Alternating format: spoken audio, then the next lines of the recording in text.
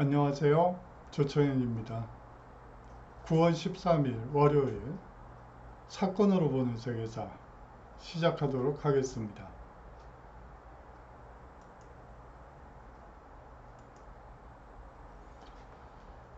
자, 오늘 수업은요, 이 민주주의의 원형을 만들어냈던 페리클레스에 대해서 살펴보는 시간을 마련해 봤습니다.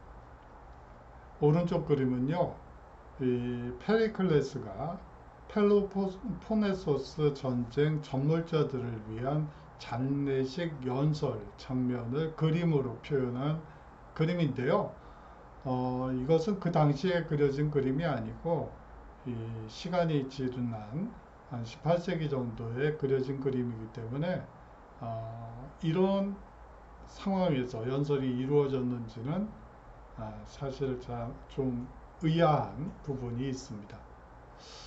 자, 왼쪽 그림은요, 파르테논 신전의 기둥 모습입니다. 자, 오늘 강의는요, 이 아테네 민주화 과정을 전반적으로 살펴보는 시간을 마련해 봤습니다. 아울러서 클레이스테네스의 행정개혁, 그리고 델로스 동맹, 아테네 제국주의, 그로 인해서 발생하게 되는 펠로포네소스 전쟁까지 살펴보도록 하겠습니다. 이번 강의에서 중요한 골자를 꼽으라고 한다면 세 가지 정도가 될 것 같습니다. 먼저 행정개혁이 아테네 민주화에 미친 영향을 이해할 필요가 있고요. 다음으로 페르시아 전쟁이 아테네 민주화에 미친 영향을 이해하는 시간이 되었으면 합니다. 마지막으로 직접민주주의와 대의제민주주의의 차이를 여러분들이 이해해 주셨으면 좋겠습니다. 직접민주주의는 아테네 민주주의가 가장 대표적인 직접민주주의라고 볼 수가 있죠. 이 공동체 전체 구성원들이 한 곳에 모여서 동일한 발언권을 가지고 토론을 한 뒤에 다수결의 원칙에 의해서 정책을 채택하는 것이 바로 직접민주주의라고 여러분들이 이해하시면 될 것 같아요. 거기에 비해서 대의제민주주의는 현재 거의 모든 국가의 민주주의의 형태라고 볼 수가 있죠. 자, 대한민국 인구가 3,500만 명이죠. 5천만인데 그 중에 유권자 수는 3,500만 정도 되지 않을까 싶어요. 그러면 3,500만 명이 한 곳에 모인다는 것 자체가 불가능하죠. 어디에 모일 수 있죠? 글쎄요. 옛날에 여의도 광장 정도가 있을 것 같긴 한데 여의도 광장도 여의도 공원으로 바뀌게 되면서 그 규모가 많이 줄었다고 볼 수가 있죠. 저희 아버님이나 할아버지 세대들은 한강 백사장을 또 얘기하실 수도 있을 것 같아요. 그런데 지금 뭐 한강 백사장은 둘째치고 아파트밖에 없는데 거기서 사람들이 3,500만 명이 모일 공간은 되지 않죠. 그럼 어디서 모이죠? 거기다가 3,500만 명이 동일한 발언권을 가지게 됩니다. 뭐 1분씩 발언한다고 해도 3,500만 분이 되겠죠. 거기다 더 큰 문제는 모두 생업에 종사하고 있죠. 여러분들 공부를 하고 있고요. 그렇기 때문에 모든 생업을 중단하고 한 곳에 모여서 이 토론하고 의사결정을 한다는 것은 현실적으로 불가능한 일입니다. 그렇기 때문에 나를 대신할 수 있는 사람을 선거를 통해서 뽑고 그 사람을 국회나 혹은 뭐 대통령이나 뭐 시장, 구청장, 그리고 구의회, 뭐 시의회 이런 식으로 이 나를 대신할 사람들을 보내고 있죠. 그것이 바로 대의제 민주주의라고 볼 수가 있습니다. 여러분들이 그 차이를 민감하게 느껴주셨으면 좋겠습니다.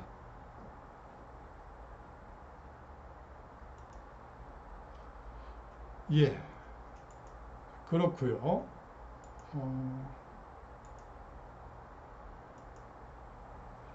예, 펠로폰네소스 전쟁 전몰자를 추도하는 장례식 연설 중에서 민주주의를 가장 잘 상징적으로 보여주는 대목만 한번 가지고 와봤어요. 자, 우리의 정치체제는 이웃나라의 정치체제와 전혀 다릅니다. 다른 나라의 것을 모방한 것이 아니고 오히려 이웃나라에게 본보기가 되고 있습니다. 몇몇 사람이 통치의 책임을 맡는 게 아니라 모두 골고루 나누어 맡음으로 이를 데모크라티아, 즉 민주주의라고 부릅니다. 개인끼리 다툼이 있으면 모두에게 평등한 법으로 해결하며 출신을 따지지 않고 오직 능력에 따라 공직자를 선출합니다. 이 나라에 뭔가 기여를 할 수 있는 사람이라면 아무리 가난하다고 해서 인생을 헛되이 살고 끝나는 일이 없습니다. 실로 우리는 전 헬라스, 즉 그리스의 모범입니다. 라는 연설을 하고 있습니다. 예, 지금 들어봐도 민주주의의 가장 본질적인 요소들이 다 들어가 있죠. 모두에게 평등한 법, 그리고 출신을 따지지 않고 오직 능력에 따라 이 공직자를 선출한다는 부분, 그리고 아무리 가난하다고 해서 인생을 헛되이 살고 끝나는 일이 없다는, 글쎄요, 요새는 뭐 헬조선이다 뭐 여러 가지 얘기들이 나오면서 이 부분이 좀 흔들리고 있는 건 사실이지만 사실 능력에 따라 공직자를 선출하기 때문에 뭐 노력만 한다면 얼마든지 이 가난이나 여러 이 현실 앞에 드리워진 위기를 극복하고 얼마든지 출세할 수 있는 가능성은 열려져 있는 사회죠. 신분제 사회였다면 그런 일은 절대 벌어지지 않는데 그렇습니다. 어떻게 보면 현대 민주주의가 추구해야 할 가치를 가장 잘 설명해주고 있는 부분인 것 같아서 가지고 와봤습니다. 자, 페리클레스의 흉상을 한번 가지고 왔고요. 다음으로 아테네 민주화 과정을 살펴보도록 하죠. 먼저 귀족정부터 시작하도록 하겠습니다. 물론 그 이전 시기에 왕정이 있었던 건 사실이에요. 그런데 왕정에 대한 기록이 거의 남아있지 않기 때문에 귀족정부터 시작하는 것이 맞을 것 같습니다. 아테네는 대략 기원전 10세기경부터 형성된 폴리스라고 보시면 될 것 같아요. 그리스의 여러 도시 국가들 중에서 두각을 나타낸 시기는요, 기원전 6세기 무렵입니다. 이는 해외 식민지의 건설과 무역의 발달 때문이었죠. 여기서 잠깐 한 가지 여러분들께 말씀드리고 싶은 게 있는데요. 여기서 이 해외 식민지라는 말은 좀 조심해서 써야 돼요. 현대적 의미의 식민지는 아니고요. 사실상 이 아테네의 식민 폴리스들의 경우, 식민지들의 경우 정치적으로는 독자적인 정치 구조를 가지고 있는 독립 폴리스들입니다. 물론 경제적으로는 약간 아테네에 예속되어 있기는 하지만 사실상 이 해외 식민지는 독자적인 폴리스다라고 이해하시는 게 맞고요. 그렇기 때문에 지금의 식민지와는 다른 결이 완전히 다른 것이라는 점은 여러분들이 분명히 이해해 주셨으면 좋을 것 같아요. 보통 어려운 문제를 출제할 때는 이런 해외 식민지에다 밑줄을 긋고 이 식민지는 정치적으로 예속되어 있었다. 아테네로부터 아테네의 지배를 받았다. 뭐 이런 식으로 해서 어렵게 꼬는 문제들이 종종 뭐 나오긴 합니다만 여하튼 이 해외 식민지가 지금의 식민지 개념과는 다르다는 점 여러분들이 반드시 기억하셔야 될 부분인 것 같습니다. 다음으로 이러한 무역의 발달과 해외 식민지 건설을 통해서 이제 경제 성장이 이루어지게 되죠. 아테네가요. 그렇게 되면서 급격한 사회 변동을 겪게 됩니다. 예, 경제가 성장한다는 말은 그렇게 좋은 뜻만은 아니에요. 사실상 이제 부를 획득한 사람과 부를 획득하지 못한 사람들 간의 빈부격차가 늘어나는 시기가 경제가 성장하는 무렵이라고 여러분들이 보시면 됩니다. 사실상 어떤 변화가 있을 때 여러분들은 그 변화에 능동적으로 참여해야지만 돼요. 뭐 예를 들어 요 근래에는 비대면 온라인 산업이 발달하고 있다고 해요. 코로나 이후에도 이것이 계속될지에 대해서는 뭐 다들 거기에 대해서 확답을 하는 사람들은 없고 단지 지금 그런 추세로 변화되어 가고 있다라고 얘기를 하고 있죠.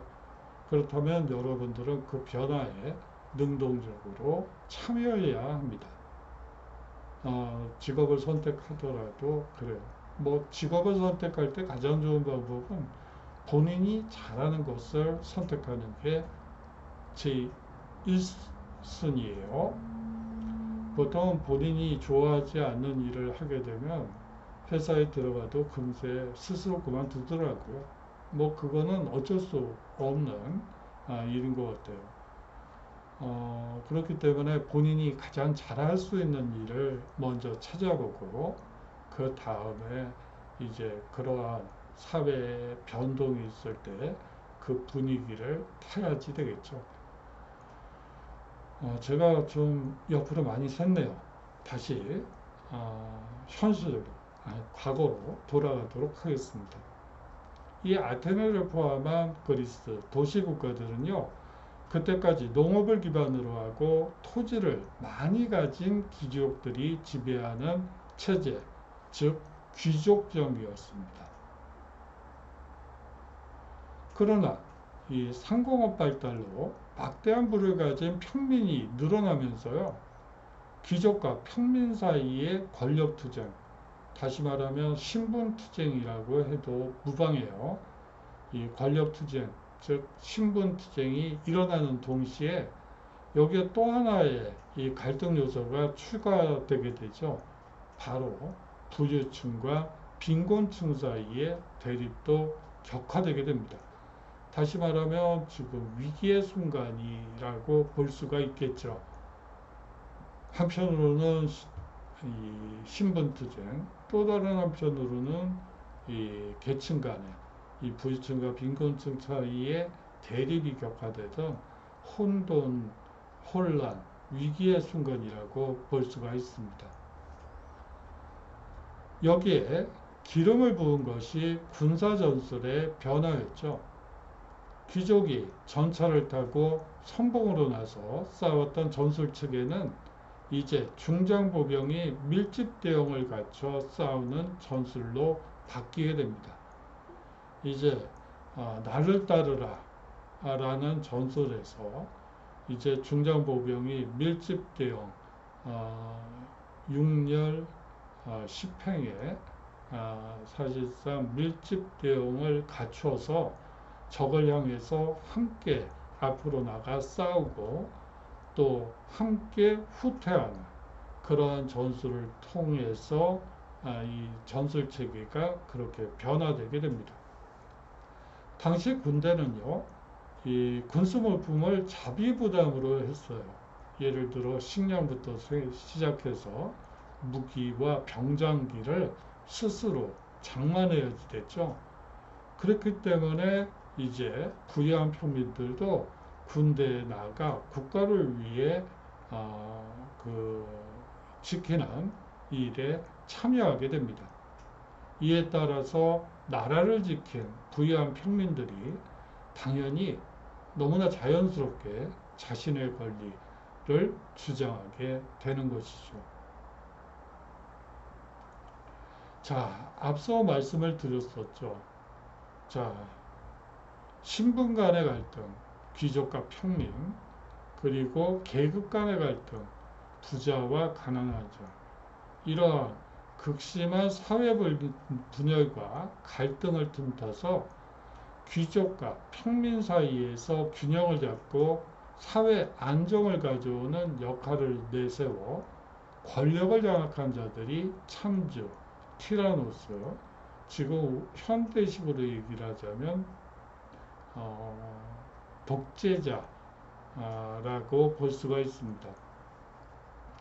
이들은 대체로 쿠데타로 정권을 잡고요, 독재를 행했습니다. 극심한 사회 분열보다는 안정이 낫다는 생각 덕에 권력 유지가 가능했었죠. 기원전 561년 아테네 정권을 잡은 페이시스 트라토스는 친서민 정책과 농업진흥책, 문예진흥책을 펴며 아테네를 강국으로 성장시켜 참주임에도 많은 시민의 지지를 받게 됩니다. 이에 친서민 정책, 그리고 농업진흥책, 문예진흥책 등을 펼치면서 이 페이시스 트라토스는 사실상 아테네 시민들의 아주 열광적인 지지를 획득하게 되죠. 기원전 5세기가 되면요, 자, 앞서 귀족정에서 이제 참주정으로 바뀌게 되는 가장 큰 계기가 사실상 경제 발전이었다고 말씀을 드렸죠. 이제 중산층이 늘어나면서 중산층들이 스스로 무장을 하고 그렇게 되면서 나라를 구하게 되면서 자신의 목소리를 내게 되고요. 다른 한편으로는 이제 평민들 사이에도 부자와 빈자 사이에 이 대립이 격화됐다고 말씀을 드렸습니다. 그러한 갈등을 이제 해소한 것이 사실상 앞서 살펴봤던 페이시스 트라토스, 즉 참주정이라고 볼 수가 있죠. 그렇지만 어디까지나 그 페이시스 트라토스는 독재자였죠. 이제 독재자를 몰아내고 새로운 체계를 만든 것이 이 클레이스테네스라고 여러분들이 이해하시면 됩니다. 기원전 5세기 그리스의 여로폴리스의 참주정의 시대가 끝나고 민주주의를 위한 돛이 오르게 됩니다. 기원전 510년 클레이스테네스는 참주, 즉 독재자 히피아스를 몰아내게 되죠. 508년에는요, 클레이스테네스는 전통적인 귀족들의 정치적 기반을 축소시키기 위해 행정개혁을 실시하게 됩니다. 그는 우선 전통 귀족들의 영향력 아래에 있는 4개의 부족에다 새로 6개를 더해 10개의 부족 체계로 전환하게 되죠. 자, 전통적인 귀족들은 사실상 이 각 지역에 어떻게 보면 고려시대의 호족과 같은 존재라고 여러분들이 이해하시는 편이 좋을 것 같아요. 호족 기반은 토지가 되겠죠. 자, 그렇기 때문에 이 지역 단위로 되어 있는 4개의 부족을 에다가 새로 6개, 즉 교집합 지역에 해당하는 지역에 6개의 부족을 더 신설함으로써 이 지역 기반을 와해시킨 특징을 가지고 있다는 점 분명히 기억해 두시면 좋을 것 같습니다. 자, 그리고요. 139개의 지역, 대메스를 중심으로 행정구역을 재편하게 되죠. 원로가 중심이 된 최고법정이 아니라 여러분들이 이 최고법정은 사실상 로마 시대의 원로원이라고 생각하셔도 무방해요. 자, 이 최고법정이 아니라 귀족들이 중심이 된 최고법정이 아니라 139개의 지역에서 추첨으로 선출된 시민들이 구성한 500인회가 민회에서 다뤄질 의제를 사전에 선별하는 기능을 담당하게 되죠. 자, 이 얘기는 무엇일까요? 결국 그 500인회가 만들어지기 이전에 이 민회에서 다뤄질 의제를 사전에 선별하는 기능을 이 최고법정, 즉 로마식으로 얘기하면 원로원에서 하던 것이 500인회로 넘어갔고, 이 500인의 그 구성원들은 결국 이 추첨으로 선출된 시민들이기 때문에 이 민회와 생각하는 결이 똑같다고 여러분들이 생각하시면 됩니다. 시민이 중심이 된 정치체제가 등장한 셈이죠. 아테네의 전통적 부족제를 없애서 부족 단위로 뭉쳐 상호 대립하는 폐습이 사라지게 됩니다. 대체로 지역 이기주의를 극복한 사례로 이 평가를 받고 있죠. 또한 참주가 될 가능성이 있는 사람을 깨진 도자기 파편에 적어 다수표를 받은 사람을 추방하는 도편 추방제를 도입해 참주가 다시 나타나는 일을 막았습니다. 이는 아테네 민주주의의 큰 진보였죠. 하지만 여기에도 한계가 있습니다. 이 도편 추방제는요, 사실상 정적을 제거하는 수단으로 이 어느 시점에선가 사실상 정적을 제거하는 수단으로 전락하게 어렵기 때문에 이것이 꼭 민주주의의 발전에 중요한 요소였다라고 말하기는 어렵습니다. 하지만 이것의 취지 자체는 방향은 맞았죠. 참주가 다시 나타나는, 참주가 될 가능성이 있는 사람을 도편에 적어내시오. 이게 도편 추방제거든요. 그렇기 때문에 취지는 맞았지만 정적을 제거하는 수단으로 전락했다고 이해하시면 됩니다. 민주주의가 이제 서서히 종말을 맞이할 무렵에는요. 자, 여기에 도자기라는 표현이 있습니다. 뭐 약간 옆으로 쓸게요. 이 1592년, 97년까지 도자기를 만들 수 있었던 국가는 세계에서 세 나라밖에 없었어요. 예, 어딜까요? 다양한 의견들이 들리고 있습니다. 환청이 들리는 건가요? 예, 그래요. 일본은 아니에요. 일본은 제가 1597년을 기준으로 했잖아요. 이제 임진왜란이 끝난 이후, 1597년 이후에나 이제 일본이 도자기를 만들기 시작했기 때문에 사실상 일본은 아니고요. 중국이라고요. 예, 맞습니다. 예, 그렇죠. 제가 지금 혼자 얘기하고 혼자 대답하고 난리가 났네요. 이게 비대면 수업의 가장 큰 애로점이기도 해요. 그래요. 예, 맞습니다. 우리나라죠. 고려 시기부터 이미 도자기를 만들고 있었습니다. 한 나라가 안 나와요. 어딜까요? 인도라고요? 아닙니다. 페르시아요? 아닌데요. 아라비아. 아닙니다. 도자기를 어느 나라에서 만들었을까요? 예, 예, 맞아요. 베트남입니다. 이 베트남, 그리고 대한민국, 그리고 이 중국이 이 당시에 도자기를 만들 수 있었던 세 나라에 포함이 됩니다. 이 도자기는 사실상 이게 수출이 이루어지게 되면 막대한 부가가치가 만들어지게 됩니다. 뭐 사실상 지금의 반도체와 거의 유사하다고 볼 수 있을 정도로 고부가가치 산업이라고 볼 수가 있죠.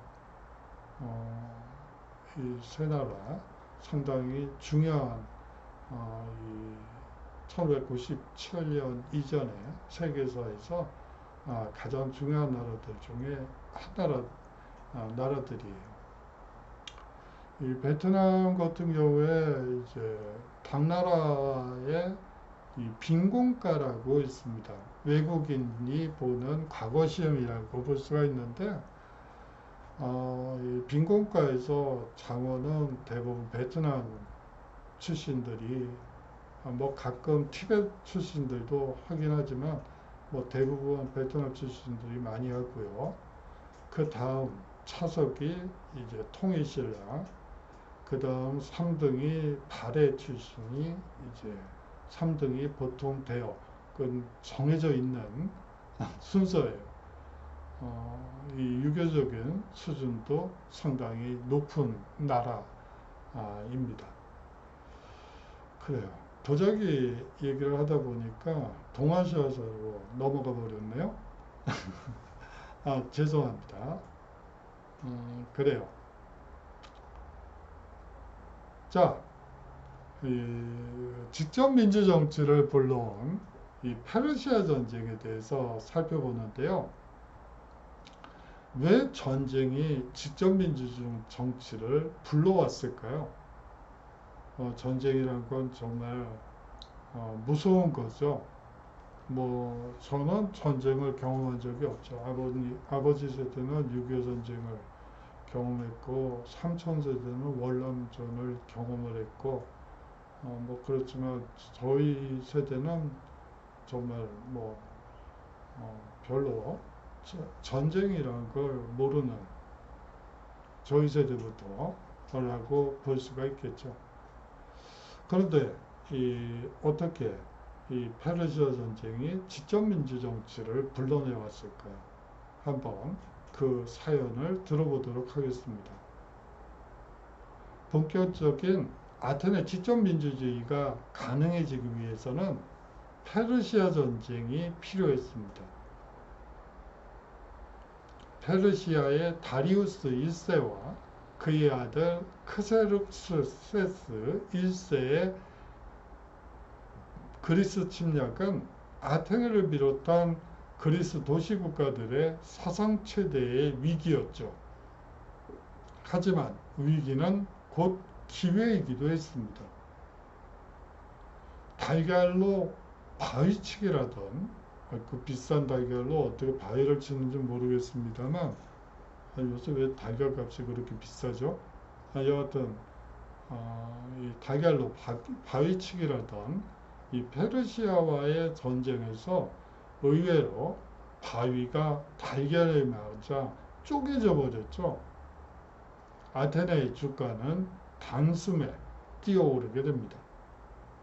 특히 전쟁의 승패를 결정지은 전투가 아테네의 해군을 주축으로 한 살라미스 해전이었죠. 이 전쟁 후 아테네는 그리스에서도 첫째가는 국가로 자리매김하게 됩니다. 또한 아테네 사회 자체에도 큰 변화가 일어나게 되죠. 페르시아를 물리친 후 이 페르시아의 대침략에 대비하기 위한 상호 방위 조약이 필요하다는 여론이 일어나게 됩니다. 아테네를 중심으로 하는 델로스 동맹이 결성되게 되죠. 동맹국들은 저마다 일정한 방위비 분담금 그리고 군함을 건조해서 이곳에 모아놓게 됩니다. 그것이 사실상 아테네, 여기서 그것은 델로스 동맹 기금이 되겠죠.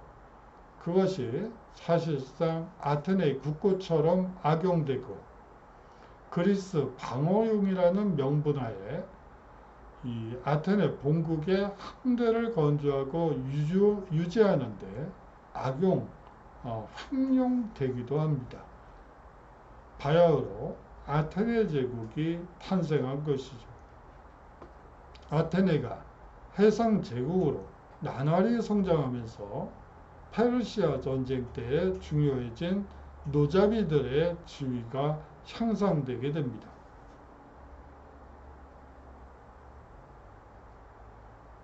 고대에는 앞서 말씀드렸던 것처럼 군사장비와 보급품을 개인이 장만해서 전쟁터로 갔기 때문에 본래는 말을 소유할 수 있는 귀족들 위주의 기마병과 전차가 주력이었고 이후에 갑옷과 방패를 마련할 수 있는 부유한 시민들이 국방의 주축이 되면서 정치 권력의 중심이 되었죠.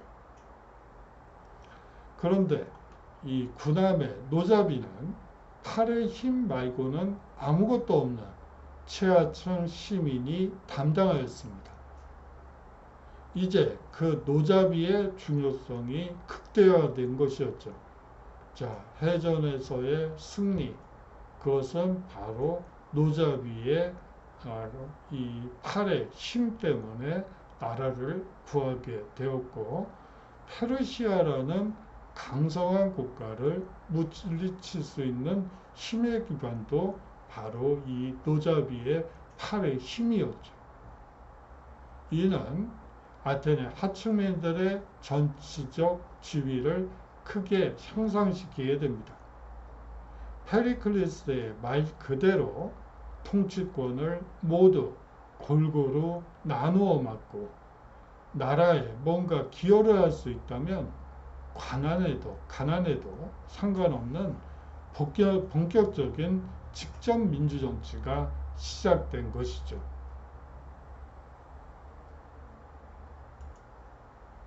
예, 이 영원한 모범을 세우는 어떻게 보면 민주주의의 원형을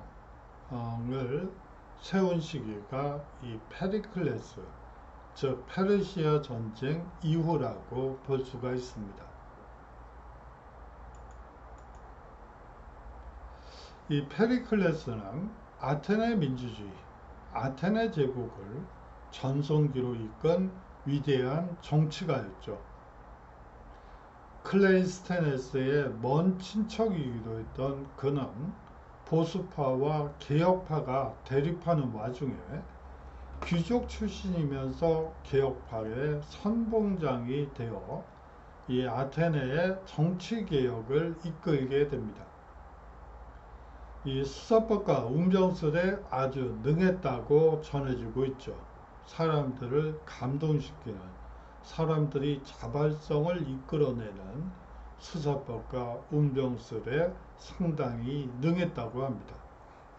뿐만 아니라 철학자 아낙사고라스, 프로타고라스, 문인인 비극작가 소포클레스, 그리고 조각가인 페이디아스 등과는 평생 친구로서 서로 어려운 문제를 의논하고 상의하는 사람들이 이 아주 대표적인 철학자들, 그리고 이 비극작가, 그리고 조각가 등과는 평생 친구 관계를 유지했습니다. 예, 이 페리클레스가 아나사고라스와 이제 국정을 어떻게 할 것인지 한번 와서 페리클레스가 아나사고라스에게 가서 한번 의견을 물어보는 모습을 그린 그림이어서 한번 가지고 왔어요. 이 페리클레스는 이 투구를 쓰고 있는 모습이 아주 큰 상징이라고 볼 수 있는데요. 사실은 이 사람은 직함을 가지고 있어요. 국방위원장이라는 직함을 가지고 있습니다. 이 국방과 관련돼서는 전문직이기 때문에 이 다른 다른 관직들은 모두 추첨을 통해서 아테네 시민들의 추첨을 통해서 선출이 되고 뭐 어느 정도 시간이 되면 뭐 연임을 하지 못하는 그런 구조인데 이 국방위원장만큼은 계속 연임이 가능합니다. 이 페리클레스 자체가 거의 20년간 국방위원장직을 독직하게 되죠. 그래서 뭐 경우에 따라서는 독재자라는 연구 결과도 요 근래에 심심치 않게 나오곤 있어요. 하지만 뭐 그거를 그렇게만 볼 여지는 또 없을 것 같기도 하고요. 약간 옆으로 샜습니다. 기원전 461년 페리클레스는 보스파의 대표인 키몬을 앞서 얘기했던 도편 추방으로 국에 추방시키는 데 성공하게 됩니다. 이에 대항해 보수파에서 페리클레스의 동지로 개혁파를 이끄는 투톱 중 하나였던 이 에피알데스를 암살하게 되죠. 이후 페리클레스의 죽음까지 32년 동안 아테네는 페리클레스의 동무대나 다름없었습니다. 싸울 사람이 인재가 없었다고 보는 게 맞겠죠. 당신은 분명히 민주제였으나 그가 마음만 먹으면 못할 것이 없었던 상황이라고도 볼 수가 있습니다.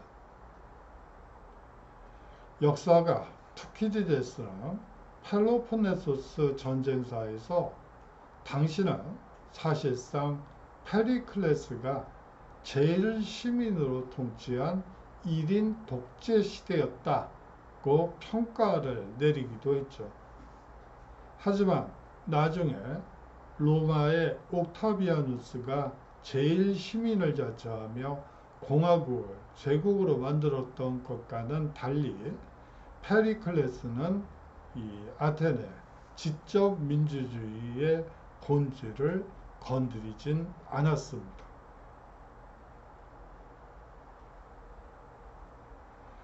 그가 심각한 정치적 위기에 처했을 때도 있었는데요.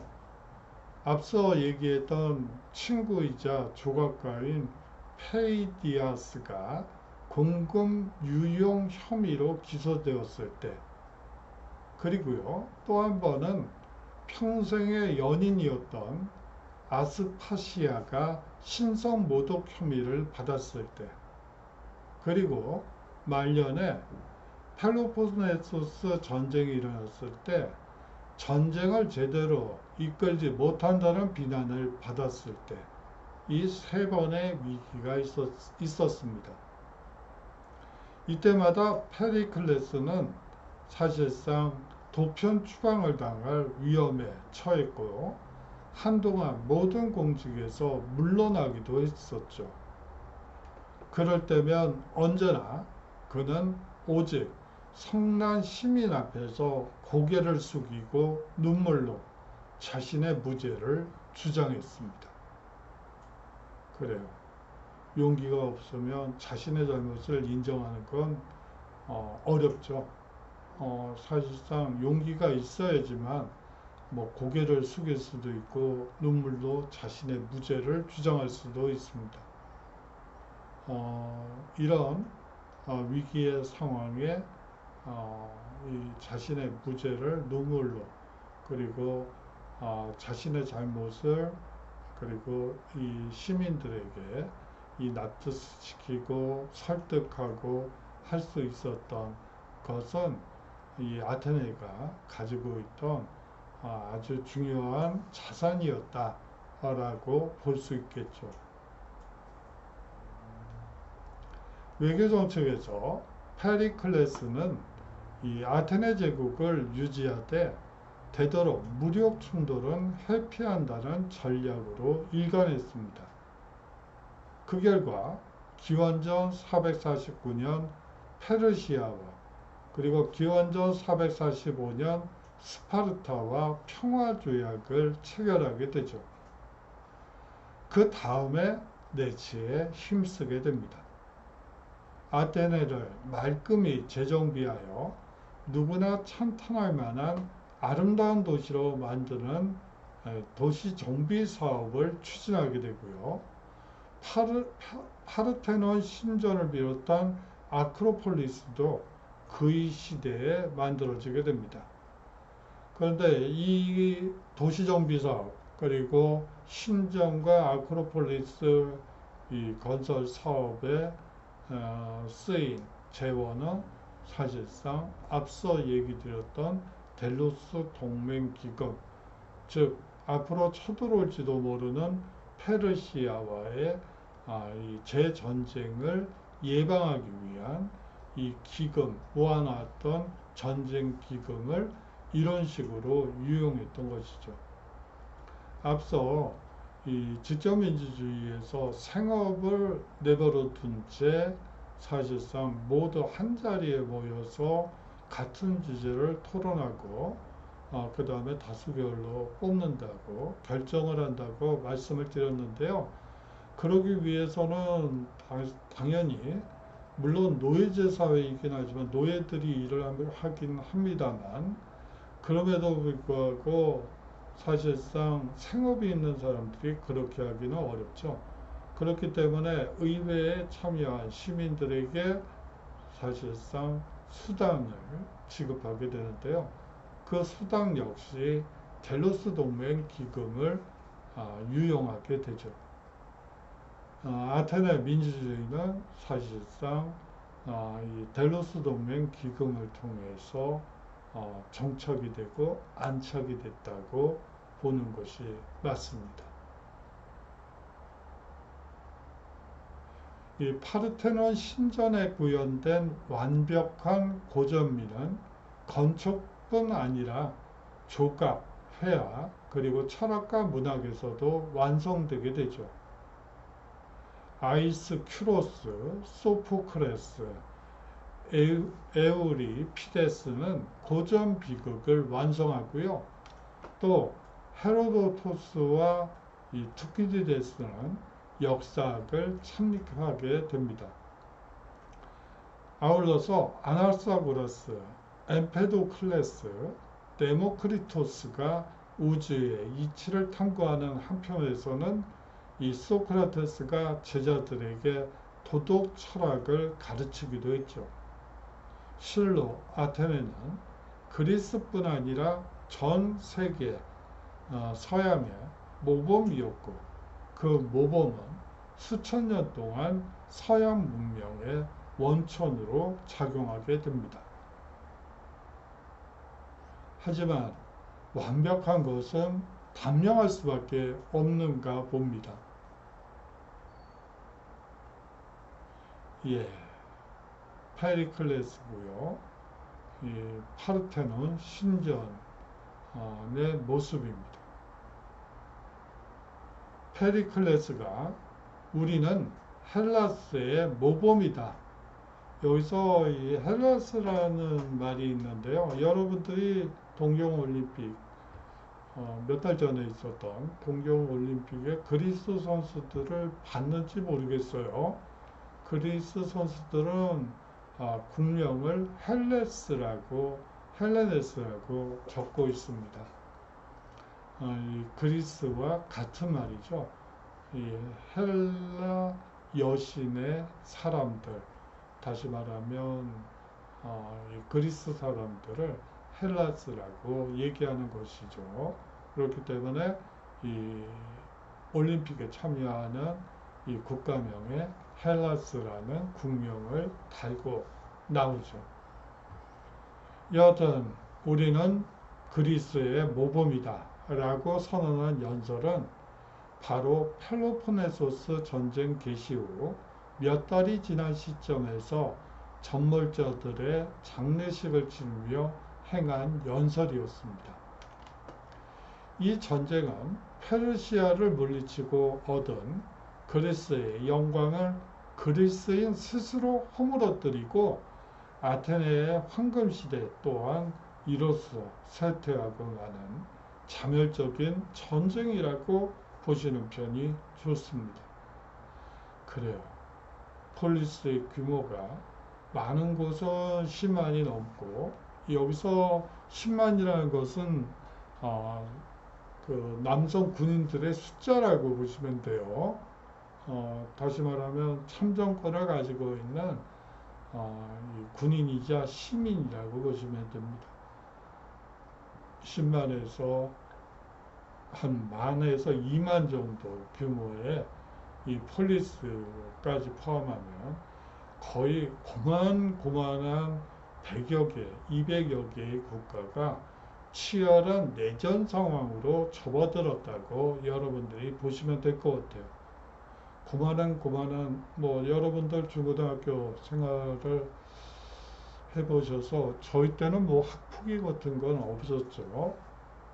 그런 건 없었는데 여하튼 그 중고등학교, 초중고등학교 다닐 때 이제 친구들끼리 이제 당연히 싸우죠. 말도 안 되면 뭐 주먹부터 이런 표현을 쓰면 안 되겠지만 뭐 어렸을 때니까 뭐 당연히 이 말로 하다가 안 되면 뭐 이런 게 다 있어 그러면서 이제 주먹이 나가잖아요.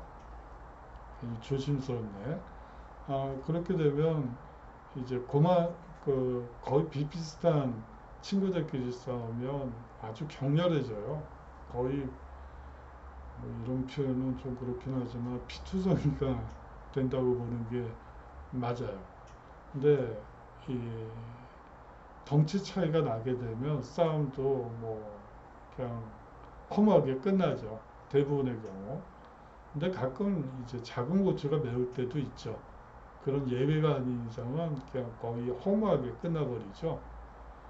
그렇기 때문에 비슷비슷한 규모의 이 폴리스 체제에서 이 내전이 발생했다는 것은 사실상 서로가 서로를 죽이는 그야말로 스스로가 허물어뜨리는 자멸적인 전쟁이라고 보는 게 맞겠죠. 예, 앞서 보셨던 이 페리클레스가 이 펠로폰네소스 전쟁 희생자, 전몰자 장례식에서 행한 연설을 후대 사람들이 그린 그림입니다. 페리클레스는 전쟁을 원치 않았습니다. 그러나 전쟁을 피할 수 있는 결정적인 선택의 순간도 있었지만 그것 또한 애써 외면해버리죠. 결국 자신이 완성한 완벽한 체제에 금이 가고 무너지는 모습을 지켜봐야 했습니다. 전쟁의 원인은 아주 사소했어요. 케르키라와 코린토스의 분쟁이라는 비교적 사소한 것이었으나 그리스의 양대 강국인 아테네와 스파르타가 여기에 말려들게 됩니다. 아테네, 스파르타 모두 좀 일정 거리를 두고 전쟁은 최대한 피해보려고 했지만 결과적으로 이 아테네와 스파르타가 전면전을 벌이게 되는 것이죠. 스파르타는 아테네 제국이 못마땅했으나 특별히 손해를 보는 입장이 아니었기 때문에 더더욱 전쟁은 피하려고 했습니다. 하지만 케르키라와 코린토스 간의 분쟁을 계기로 아테네가 스파르타까지 손에 넣으려 할지 모른다고 두려워하게 되죠. 아테네 역시 스파르타가 반아테네 세력을 규합해서 제국을 무너뜨리려 한다고 의심하게 됩니다. 예, 의심은 또 다른 의심을 낳고 의혹은 또 다른 의혹을 불러오게 되죠. 이러는 가운데 이제 전쟁이 발발하게 됩니다. 아테네 미네는 주전파와 주화파로 갈려 방쟁으로 나라가 온통 시끄러워졌죠. 이런 가운데 페리클레스는 스파르타를 선제 공격하려는 주전파의 말을 듣지 않으면서 스파르타의 체면을 살려주는 최소한의 양보를 하자는 주화파의 주장도 거부하게 됩니다. 그는 전쟁은 되도록 피해야 하지만 한다면 아테네가 이길 수 있다고 믿었던 것이죠. 페리클레스의 전략은 청야작전이었습니다. 그래요. 이 청야작전은 우리나라에서도 많이 언급되는 작전이죠. 뭐 중국이 쳐들어왔을 때 뭐 수당군, 뭐 거란이 됐던 뭐 어떤 이민족이 쳐들어오던 이 고려 시대까지의 이 작전의 이 핵심에는 바로 이 청야작전이 있습니다. 어차피 이 침략군은 이 보급품이 부족할 수밖에 없고, 이 배고픈 사람이 전쟁을 승리로 이끌 수는 없죠. 배고픈 군대가 전쟁을 승리로 이끌 수는 없죠. 그렇기 때문에 들판을 불태우고 성안으로 들어가서 이 농성전을 전개하게 됩니다. 성안에서 적을 막는 것을 농성전이라고 하고요. 이 성을 넘겠다고 공격하는 것을 공성전이라고 합니다. 이 농성전과 이 공성전은 여러분들이 한국사에서도 많이 나오는 얘기니까 한번 참고로 기억해 두시면 좋을 것 같아요. 이 청야작전을 펼치게 됩니다. 그래요. 뭐 우리나라에서는 뭐 을지문도 장군, 강감찬 장군, 그 외 여러 장수들이 이 작전을 아주 잘 활용했죠. 이 그리스 최강의 육군을 가진 스파르타와 지상에서는 대결하지 않고 인근의 농경지를 불태운 뒤 성벽에 의지해서 청통 같은 방어에만 힘쓰면 이 보급품이 빈약한 스파르타와 이 펠로폰네소스 동맹군들이 스스로 물러갈 수밖에 없다라고 보았던 것이죠. 그 사이에 세계 최강의 아테네 해군으로 스파르타와 그 동맹국들을 봉쇄하고 공략하면 결국 적들은 두 손을 들게 되리라는 계산이었습니다. 이 전략은 크게 보아 실패할 확률이 거의 없는 전략이라고 볼 수가 있죠. 하지만 두 가지 요소가 이를 그르치게 됩니다. 하나는 지상에서는 오직 방어만 하는 전법이 지나치게 소극적이라는 주전파의 비난이 있었고요. 이 클레온을 비롯한 선동전치가 이 데마고그들은 수십 년간 계속된 펠리크레스 체제의 염증을 교묘히 이용해서 다음과 같이 얘기합니다. 페리클레스는 겁쟁이다. 적들이 우리 농지와 가수원을 마음껏 약탈하는 것을 우리는 손 놓고 지켜만 봐야지 된다. 라고 이 선동질을 하면서 집요하게 성토를 하게 됩니다. 이 때문에 페리클레스는 한동안 모든 공직에서 사퇴해야 했죠. 얼마 후 이 아테네인들은 그를 다시 복귀시켜야 됩니다. 그렇지만 또 하나의 위기가 아테네와 페리클레스를 덮치게 되죠. 바로 아테네 역병이 그것입니다. 페리클레스의 계획에 따라 아테네의 모든 시민과 가족 그리고 그 노예들이 몽땅 아테네 성벽 아래서 농선전을 펼쳤기 때문에 전염병의 피해는 엄청났습니다. 원래는 이 역사가들은 패스트로 이것을 얘기를 했었는데 최근의 연구에서는 스윈선 전염병인 장티푸스로 밝혀지고 있습니다. 결국 이 스윈선 전염병은 결국 우물 관리를 제대로 못했기 때문에 발생하는 전염병이라고 볼 수 있죠. 장티푸스는 아주 무서운 설사병이라고 보시면 돼요. 어렸을 때 뭐 지방에서 돌았다는 얘기는 뭐 제가 걸려본 적은 없는데 뭐 설사병이라고 흔히들 얘기하는 병이고요. 결국 페리클레스 본인마저 병마에 희생되게 됩니다. 그것이 기원전 429년 9월의 일이었죠. 이 전쟁터가 제일 차세대전 이전 시기에 전쟁터에서 싸우다 죽는 사람보다 이 전염병으로 죽는 군인들의 숫자가 훨씬 더 많아요. 사실은 이 전쟁의 가장 무서운 적은 사실상 전염병이라고 볼 수가 있습니다. 예, 지금 전염병이 돌아서 학교도 못 가고 있죠.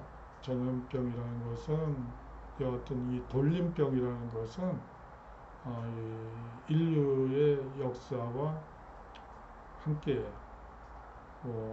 사실상 도시가 건설된 신석기 문명이 만들어지기 시작하면서 전염병이라는 것이 생겼다고 볼 수가 있겠죠.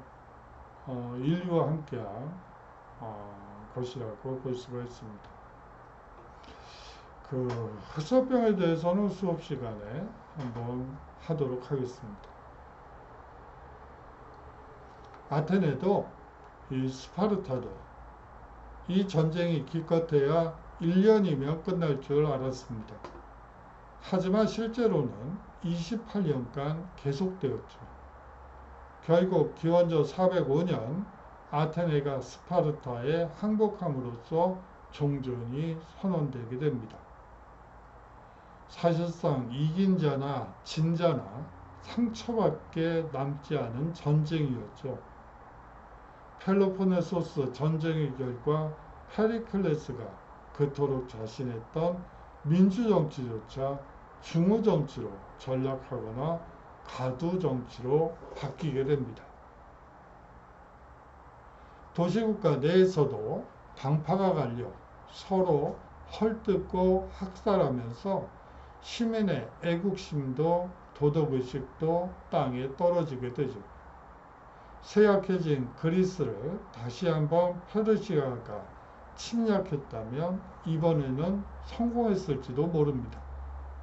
그러나 도시국가들의 이 문명을 끝장내는 바람은 동쪽이 아니라 북쪽에서 젊은 정복 왕이 다스리는 마케도니아에서 불어오게 되죠.